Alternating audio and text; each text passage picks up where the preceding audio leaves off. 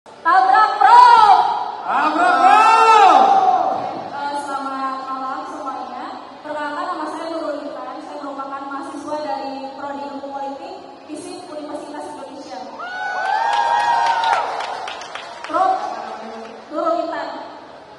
Prof, sebagai mahasiswa saya di semester 6, jujur kami resah atas dinamika demokrasi yang terjadi hari ini. Teman-teman kami hari ini sudah turun ke jalan untuk menuntut kemakjulan Presiden Joko Widodo. Bahkan Prof, teman-teman kami yang tergabung di badan eksekutif mahasiswa kampus-kampus lain sudah menyatakan sikap dengan tegas bahwa Pak Jokowi dengan cawe-cawenya begitu merusak sistem demokrasi kita.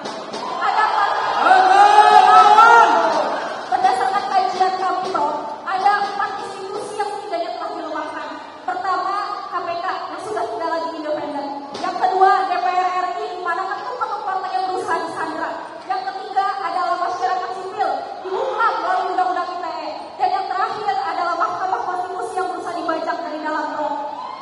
Pertanyaan saya, Prof, dulu Prof Mahfud ketika di Kemenko Polhukam masih ada di tengah-tengah terkait dengan sikap kemakjulan Presiden Joko Widodo ini. Oleh karena itu, setelah ini, sekarang Prof Mahfud sudah keluar dari Kemenko Polhukam. Bagaimana sikap yang ingin Prof Mahfud tunjukkan? Itu yang pertama. Yang kedua, Prof, terkait dengan bansos. Kita lihat saat ini banyak Tentang bansos, Bro. kita lihat hari ini, Prof, banyak menteri-menteri kita yang memang harus dilibatkan di dalam bansos justru tidak dilibatkan. Bahkan terakhir, Bu Risma tidak diajak dalam rapat kabinet.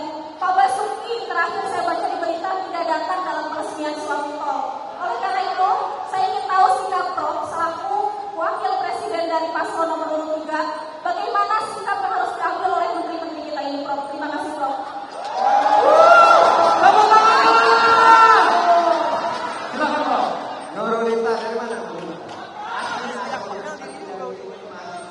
Saya dari daerah, Prof, dari Rangkasitu, Kabupaten Lebak, Provinsi Banten. Rangkas Bitung, Banten, mahasiswi FISIP UI. Teman-teman kami sudah turun ke jalan untuk meminta Pak Joko Widodo berhenti diberhentikan dulu. Itu hak saudara untuk menyatakan itu. Di negara ini bebas orang mau demo. Yang penting saudara jangan sampai melanggar hukum. Biasanya gerakan-gerakan seperti itu kalau terus menggelombang itu tidak mengecewakan. Silakan kalau mau terus menuntut itu, kami memilih jalan yang berbeda-beda. Ada yang turun ke jalan, ada yang bikin seruan moral di berbagai kampus. Itu nanti bisa saja mengkristal terhadap satu keadaan yang kita inginkan agar Indonesia ini menjadi lebih baik. Yang penting berjuang itu jangan sampai kenal lelah.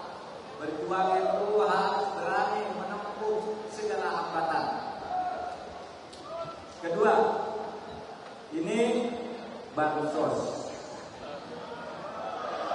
Bantuan sosial, Bro. Tabrak, Bro. Gini, sekarang isu yang muncul itu politisasi bansos.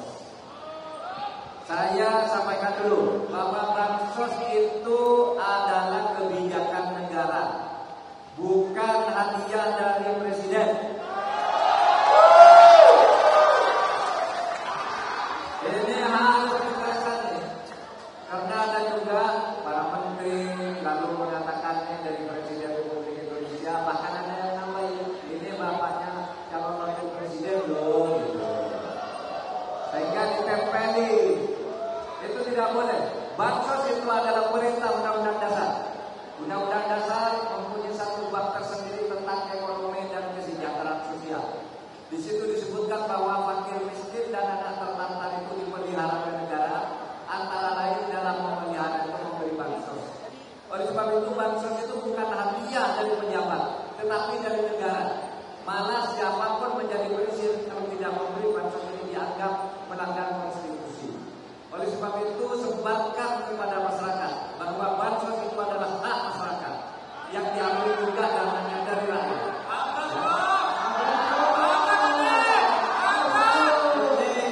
Ini terkadang salah kaprah. Bansos itu seharusnya diberikan kepada orang yang membutuhkan. Ini kadang-kadang dibagi di pinggir jalan.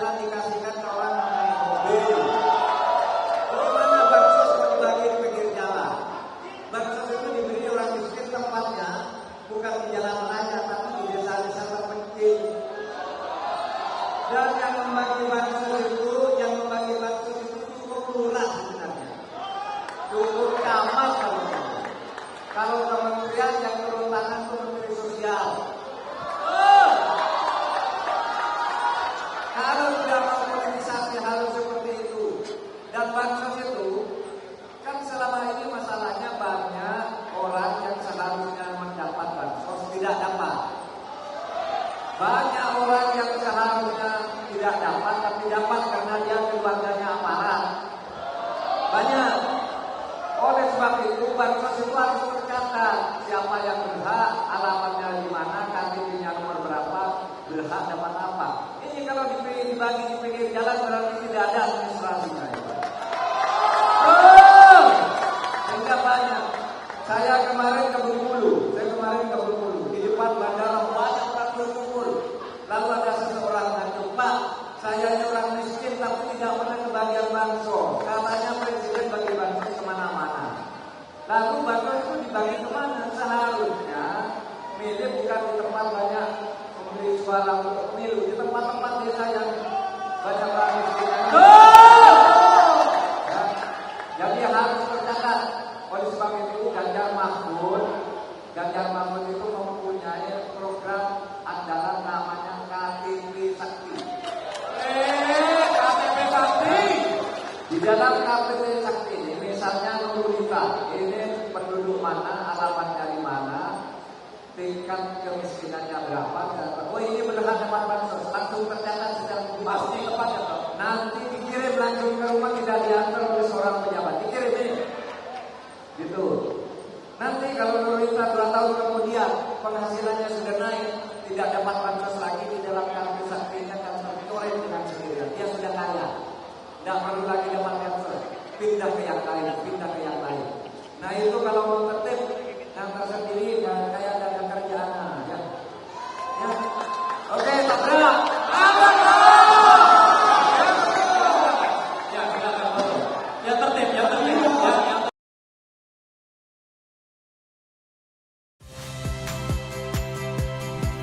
Saya Harjuno Pramendito. Saksikan program-program Kompas TV melalui siaran digital, pay TV, dan media streaming lainnya.